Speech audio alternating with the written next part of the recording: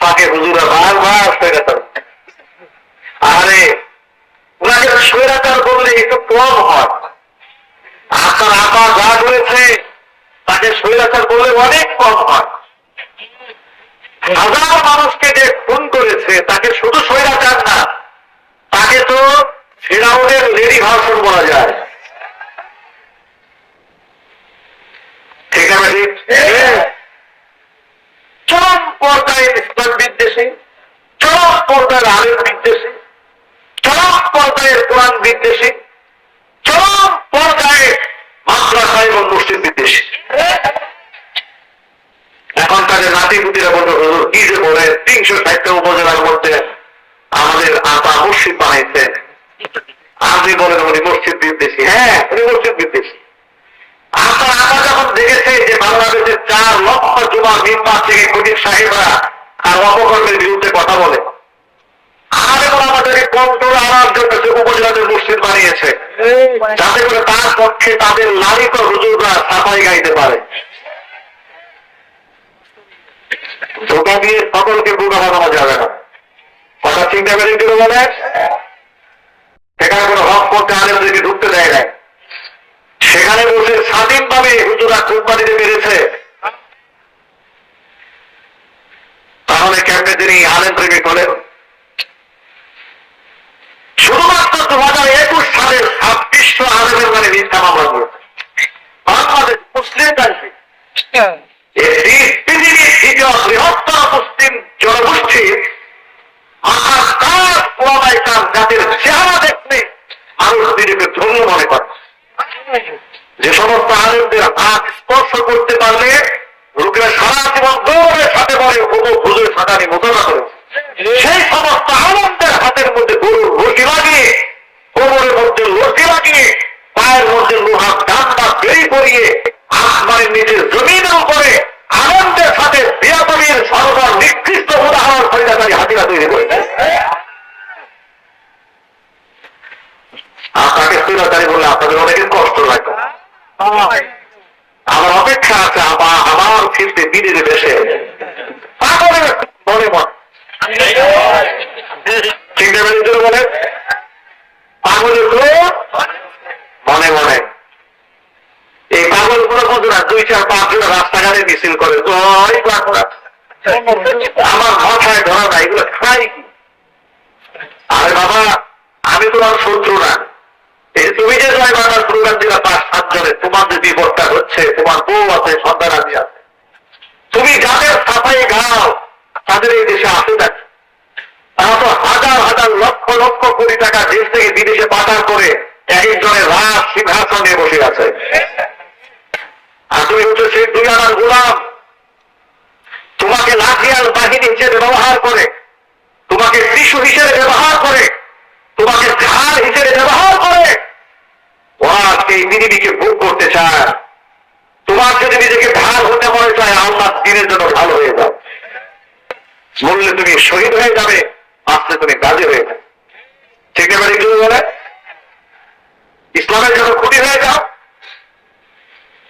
আন্দোলন করে সংগ্রাম করো, যাতে করে আল্লাহ দিন সমাজে কায়েম হয়ে যায়, সমাজে খেলাফত কায়েম হয়ে যায়, সমাজে ইসলাম কায়েম হয়ে যায়, আল্লাহর কোরআনের প্রচার হয়ে যায়, আল্লাহর কোরআন বিজয়ী হয়, সেই চেষ্টা করো। সেটা না করে ওই 2-4-5 জনে মিলে মুখ হতে সাহস পায়, আমার মাছ লাগায় রাখে, কথা বলে না, মাছ লাগায় রাখে, দৌড়ায় আর লাইক করে, দৌড়ায় আর লাইক করে।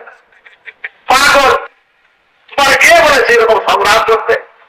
তুমি যাদের জন্য সংগ্রাম করছো তার নাতি পুতি সন্তান আদি সব বিদেশে পাচার করে দিয়েছে। এটা জন্য বলে ঠিক কিনা? ওরা যদি কোনদিন ফিরে আসে, তোমার মতো পার্টি তাদেরকে কেউ চিনবে? জীবনের ঝুঁকি নেবে কার জন্য? খুনির জন্য। জীবনের ঝুঁকি নিবে আল্লাহর কোরআনের জন্য, জীবনের ঝুঁকি নিবে ইসলামের জন্য। যুবক রাজি আছেন কিনা আমি হাত দেখতে চাচ্ছি।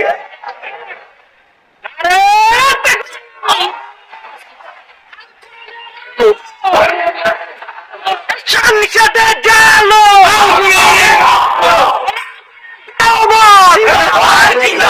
জিন্দাবাদ জিন্দাবাদ।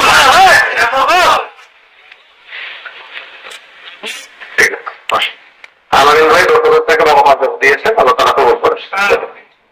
ভাই না, এই জন্য বলি স্বৈরাচারের আমলে আপনারা এই দেশে আমাদের মায়েরা গোটা ইউনিভার্সিটিতে স্বাধীনভাবে বোরকা পরে চলতে পারে নাই, জঙ্গি মামলা দেওয়া হয়েছে। এই যে রাষ্ট্র স্বাধীন হওয়ার পরে নরসিংদীর একটা মেয়ে, আমাদের বোন, তাদের বক্তব্য সোশ্যাল মিডিয়াতে ভাইরাল হয়েছে, সাংবাদিকদের সাক্ষাৎকার দিয়েছে যে আমরা বোরকা পরেছি, আমাদেরকে স্টেশন থেকে ধরে নিয়ে জঙ্গি মামলা দিয়েছে, টর্চার করেছে, বেড়েছে, কত অত্যাচার। অসংখ্য আলেমদের নামে জঙ্গি মামলা দিয়েছে,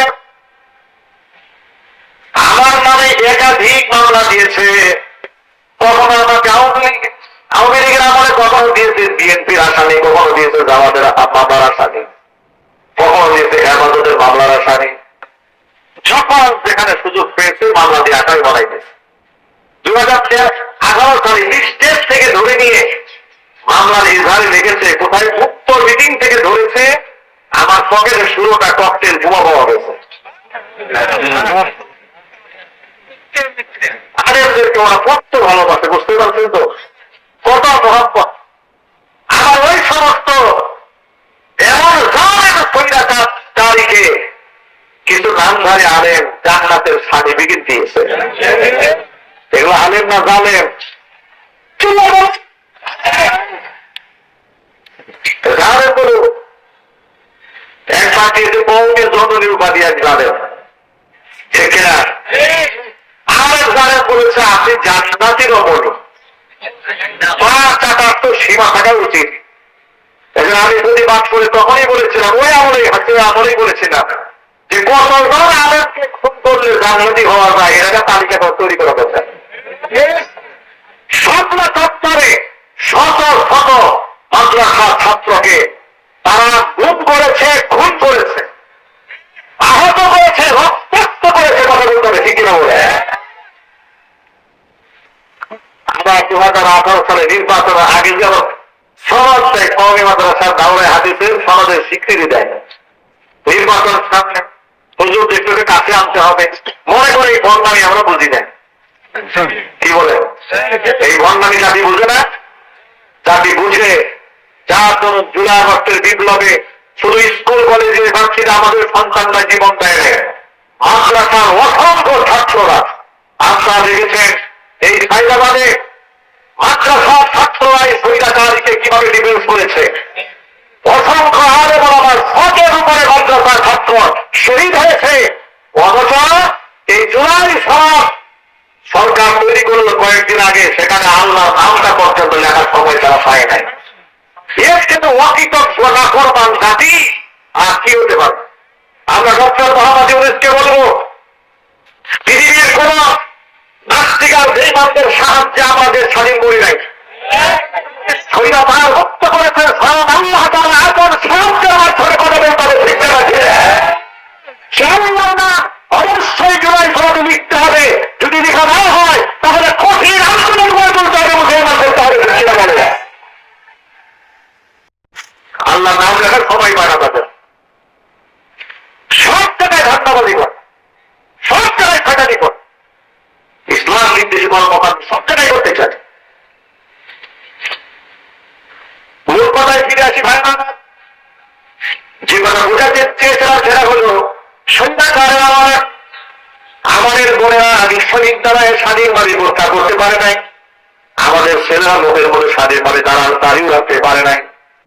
যদি কাশ্মীর উপরে ত্যাগ করেছে বিশ্ববিদ্যালয়ে, বলে কি জঙ্গি জঙ্গি সদস্য, ঠিক না?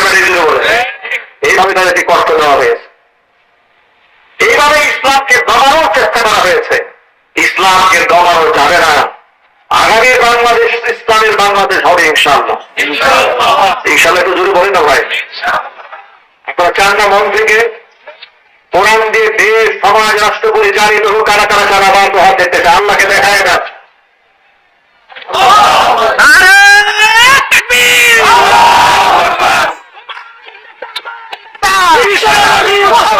বিশ্বনবী মুস্তাফা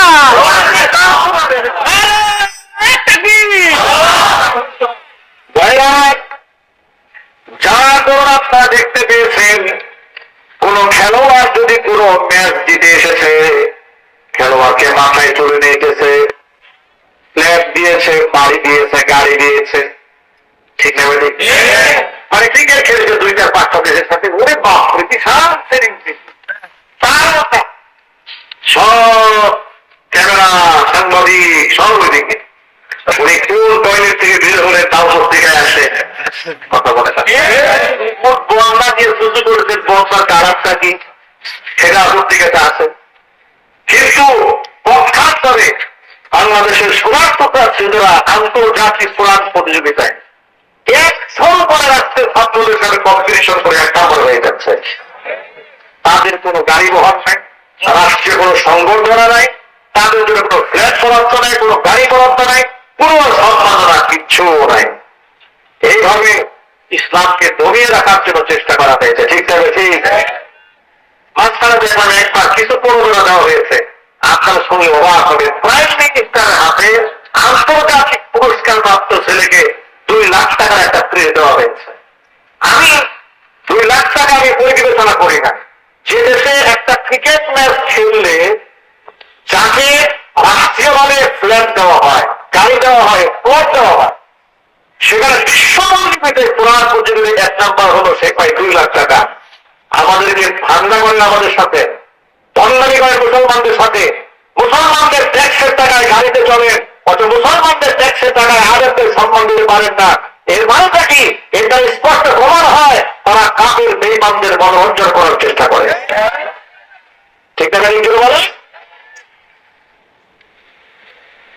ভাইরা আমার, ওরা মাদ্রাসাকে কন্ট্রোল করতে চেয়েছে, সরাসরি দাঁড়িয়ে প্রায় সময় বলেছে মাদ্রাসা যেখানে সেখানে মাদ্রাসা হয়ে ধরা পড়েছে, ব্যাঙের ছাতার মতো করে উঠেছে। আর বলেন, আবার কখনো কখনো বলেছে মাদ্রাসার জঙ্গি তৈরির কারখানা, বলে নাই? এগুলো বলে নাই? বলছে কিনা বলে? এগুলা বলে মানে মাদ্রাসা শিক্ষা ব্যবস্থা থেকে মানুষকে বিমুখ করা, দূরে রাখা, আর কত প্রকারের ঘটনা আমাদের সব করে বেড়ায়। আমি আমার সকল ভাইদেরকে এখন বলি, স্বৈরাচারের কমার হয়েছে, কিন্তু আমাদের নাতি পুতিরা এখনো কিন্তু বসে নাই। মাদ্রাসা ইসলাম কোরআন সুন্নাহ আলিম ওলামাদের নিয়ে ষড়যন্ত্র এখনো পর্যন্ত বন্ধ হয় নাই। কিন্তু আপনাদেরকে একটু আশ্বস্ত করি, এখন তো কোরআনের মঞ্চে আমরা স্বাধীনভাবে কোরআনের যে কোনো আয়াত থেকে তাফসীর করতে আমরা স্বাধীনভাবে কথা বলতে পারি, বিগত জীবনে বলতে পারি নাই। স্টেজে ওঠার আগে স্লিপ দিয়ে দিয়েছে, খবরদার হুজুর ওয়াজ করার সময় 7টায় ওয়াজ করবেন, তার সন্দেহ না যায়। এর মানে আমরা চুরি করবো, ডাকাতি করবো, জেনা বদমাশি করবো, ইসলাম বিরোধী কাজ করবো, খোদা দ্রোহিতা করবো, কিন্তু আপনারা কথা বলতে পারবেন না। এর মানে অসংখ্য আলেমদেরকে আমরা হত্যাও যদি করি প্রতিবাদ করতে পারবেন না। এর মানে তারা আমাদেরকে মারবে, আমরা চিৎকার করে কাঁদতেও পারবো না। এইভাবে আমাদের কণ্ঠকে দুদিকে চেপে ধরার চেষ্টা করা হয়েছিল। এইগুলা করে শিখতে পেরেছে, এটা যদি বলুন না ভাই, পেরেছে? আলেমদের বিয়াদুরি, আলেমদের সাথে বিয়াদুরি ফসল তাদের ভোগ করতে হয়েছে। এখান থেকে পরবর্তীতে যারা ক্ষমতা আসবেন কিংবা বর্তমান যারা ক্ষমতা আছেন তাদের জন্য বিরাট শিক্ষা আছে। কোরআন এবং সুন্নাহ ধারক এবং বাহকদেরকে অসম্মান নয়, তাদেরকে সম্মান দিয়েছে স্বয়ং আল্লাহ। তাদের আমাদেরকে ইজ্জত দেওয়া দরকার, সম্মান দেওয়া দরকার, ঠিক না? ঠিক। আমি আরেকটা পরামর্শ দিই, যে আমাদের দেশের টকশো অনুষ্ঠানে দেখবেন বিভিন্ন ইউনিভার্সিটির বড় বড় বুদ্ধিজীবীদেরকে দাওয়াত নেই। আমাদের দেশের মাদক সমস্যা বড় সমস্যা, ঠিক না? এই মাদক সমস্যা নিয়ে সব সরকার বড় বড় স্লোগান দেয়, কিন্তু দূর করতে পারে না। 2018 সালে যেখানে মাদক সেবীদের সংখ্যা বাংলাদেশ ছিল ডিএসসির রিপোর্ট অনুযায়ী 33 লাখ, সেটা 2025 সালে এসে জরিপে এসছে 83 লক্ষ মানুষ বাংলাদেশে মাদকের সাথে সংশ্লিষ্ট। নাউজুবিল্লাহ বলেন। এর মানে দিন মাদক সেবীদের সংখ্যা বেড়েই চলছে। এখন আমি তাদেরকে ফর্মুলা শিখাইতে, শোনেন, ফর্মুলা যদি জানতে চান মাদক মুক্ত সমাজ কি করে গড়বেন, বুদ্ধিজীবীদের কাছ থেকে পরামর্শ নিতে হবে না, পরামর্শ নিতে হবে বাংলাদেশের হক্কানি আলেমদের কাছ থেকে। আলেমদের তত্ত্বাবধানে যে সমস্ত প্রতিষ্ঠানগুলো চলে, মসজিদ, মাদ্রাসা, খানকা, লক্ষ লক্ষ ছাত্র ছাত্রীর মধ্যে সংশ্লিষ্ট আছে। আল্লাহর কসম করে বলি, লক্ষ লক্ষ ছাত্র ছাত্রীদের মধ্যে একজন মাদকের সাথে সংশ্লিষ্ট পাওয়া যাবে না। তারা কিভাবে তাদের এই প্রতিষ্ঠানগুলোকে পরিচালনা করলেন? একটা মাদ্রাসা দাম তো হল মঈনুল ইসলাম হাটাজারি চট্টগ্রাম, বিশাল মাদ্রাসা। ঢাকা শহরের ফরিদাবাদ মাদ্রাসা, আলতাবাদ মাদ্রাসা, জামিয়া রহমানিয়া আলামিয়া মাদ্রাসা, জামিয়াতুল উলুম আল ইসলামিয়া মাদ্রাসা, বিশাল বড় মাদ্রাসা, পটিয়া মাদ্রাসা, দেওবন্দ মাদ্রাসা, নারায়ণগঞ্জ। এই এত বড় বড় মাদ্রাসা, হাজার হাজার ছাত্র। একটা ছাত্র আপনি মদ গাঁজা আছে হেরোইন তো বহু দূরের কথা, একটা বিড়ি পর্যন্ত জীবনে হাতে স্পর্শ করেছে আপনি খুঁজে পাবেন না। সুবহানাল্লাহ বলবেন না ভাই? আল্লাহু আকবার বলেন। এই মাদ্রাসার বয়স কত হয়েছে? 43 বছর। আজকে কতজন প্রার্থী পেল? 15 জন। আজকে প্রার্থী পেয়েছে কতজন? 15 জন। এই যে 42 বছর এই প্রতিষ্ঠান পরিচালিত হয়েছে, আপনারা তো তার সাক্ষী। আপনারাই বলেন এই 42 বছরে কয়টা গাঁজাখোর বের হয়েছে এখান থেকে? কয়টা মাস্টার বের হয়েছে? কয়টা মাদক সেবী বের হয়েছে? কয়টা খুনি বের হয়েছে? কত অসংখ্য শত শত আল্লাহর ওলি বের হয়েছে। কয়টা ঠিক দেখা ঠিক আমার বন্ধুগণ, এজন্য বলে কোরআন হচ্ছে সেই সম্পদের না যে সম্পদ অর্জিত হয়ে গেলে মানুষ শুধু পরকালে সম্মানিত হবে তা নয়, দুনিয়াতেও সে পবিত্র হয়ে যাবে। তোমাদের মধ্যে শ্রেষ্ঠ ব্যক্তি সেই ব্যক্তি, যে ব্যক্তি নিজে কোরআন পড়ে অন্তরে কোরআন পড়ায়। হুজুরের একজন সাহাবীর নাম উবাই ইবনে কাব রাদিয়াল্লাহু তাআলা আনহু। আল্লাহ জানেন করেন কোরআন কারীমের আয়াত নাযিল হওয়ার পরে যারা লিখে লিখে কোরআন সংরক্ষণ করতেন তাদের মধ্যে অন্যতম একজন সাহাবীর নাম ছিল উবাই ইবনে কাব রাদিয়াল্লাহু তাআলা আনহু। নবী করিম সাল্লাল্লাহু আলাইহি ওয়াসাল্লাম একটি উবাই ইবনে কাবকে দেখে বললেন, উবাই, আল্লাহ তাআলা আমাকে হুকুম করেছেন আমানি আন আকরা আলাইকা লাম ইয়াকুনিল্লাযীনা কাফারু মিন আহলিল কিতাব। ও উবাই, আমি যেন তোমাকে সূরা বাকিরা তেলাওয়াত করে শোনাই। উবাই ইবনে কাব আবার বিস্ময় জানতে চাইলেন, আমার সম্মানী ইয়া রাসূলুল্লাহ, ও আল্লাহর রাসূল, আল্লাহ যে আপনাকে বলেছেন আমাকে কোরআন শোনাতে, আল্লাহ নাকি তার পবিত্র জবানে আমার নামটা উচ্চারণ করেছেন নাকি? নবী করিম সাল্লাল্লাহু আলাইহি ওয়াসাল্লাম বললেন, না, আল্লাহ তাআলা তোমার নাম ধরে বলেছেন তোমাকে যেন আমি কোরআন শরীফ শোনাই। কত সম্মান! শুধুমাত্র কোরআন কয় জীবন বলেছে আল্লাহ পাক তার ইজ্জত বাড়িয়ে দিয়েছেন, স্বয়ং আল্লাহ তার নাম উচ্চারণ করেছেন। চিৎকার দিয়ে আল্লাহু আকবার। ভাইরা আমার, আপনারা আমার প্রশ্নের জবাব দিয়ে বলেন, যে সমস্ত ব্যক্তিরা দ্বীনের জন্য শহীদ হয়ে যায় তাদের কি আর কোনো গুনাহ থাকে? শহীদ দেওয়া হয়, কিয়ামতের দিন তাদের কোনো হিসাব হবে না। বিনা হিসাবে হাসতে হাসতে আল্লাহ পাকের জান্নাতের মেহমান হয়ে যাবে। শহীদদেরকে আল্লাহ তাআলা মৃত বলতে নিষেধ করেছেন। আল্লাহ পাক বলেছেন, ওয়ালা তাহসাবান্নাল্লাযীনা কুতিলু ফি সাবিলিল্লাহি আমওয়াতা বাল আহইয়াউন ইনদা রাব্বিহিম ইউরযাকুন।